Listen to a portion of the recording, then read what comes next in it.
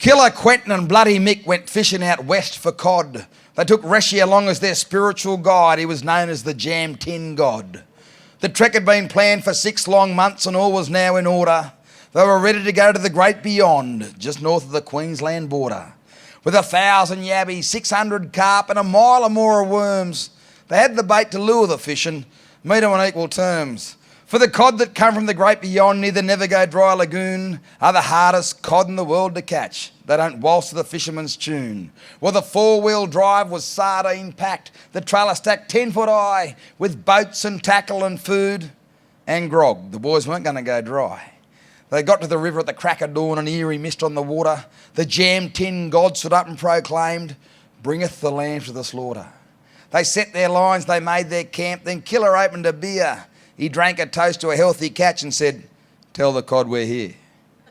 Well, a tinkering bell was the first alert that the fish were on the bite, but the line hit the water, springer and all, and vanished out of sight.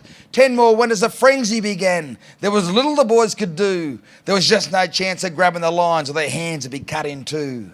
The rot went on for 3 long days. The party was spent to a man, except, of course, for the Jam Tin God, who had one final plan.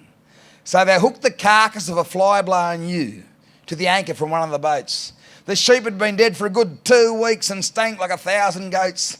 They secured the lot with a length of chain to an old rusty plough by a tree. Said the Jam Tin God, "If the cod breaks that, he's far too good for me." Well, they whistled their way to their sleeping bags. 'Twas a jovial fisherman's choir. Then Quentin sang some Al Jolson songs by the flickering light of the fire. They drifted off to the land of Nod, but soon awoke in fright as the murderous sound of a fish-drawn plough came thundering through the night. The plough was headed straight for the camp. The chain was glowing red. Gum trees snapped like matchsticks and the boys thought they were dead. But Bloody Mickey cracked the whip and said, "Quick, get in the truck. We can catch this sucker with half a chance and, give an ounce of luck." So they followed the plough for an hour or so till the fish had finished its run. Then they tied the chain to the 4-wheel drive and the battle had begun. Killer jumped in the driver's seat and with a look of satisfaction said, "The bloody cod's as good as caught. Get ready for some action." Well, the engine roared, the tyres spun, the boys were pushing hard. The sun came up and the sun went down. And they'd gone for just a yard. But they inched ahead, the cod was beat, the boys let out a cheer as this Moby Dick of the inland sea, he started to appear. With a mouth as big as a block of flats, there was nothing he couldn't swallow. He was 40 foot from lip to gill with plenty more to follow. Now Killer was clocking up overtime, the tyres were all but bald, while the others watched as the fish came out and the river began to fall. And all across the countryside, the rivers were running dry. From Mungandai to Shepparton, the folk were asking why. The Darling was barely a trickle.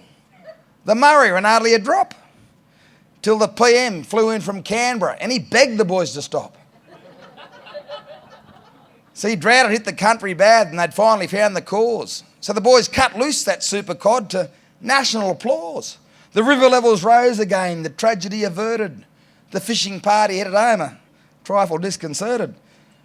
Now they'll tell you they've captured some big cod since, but the biggest without a doubt was the monster they caught but had to release to save the land from drought.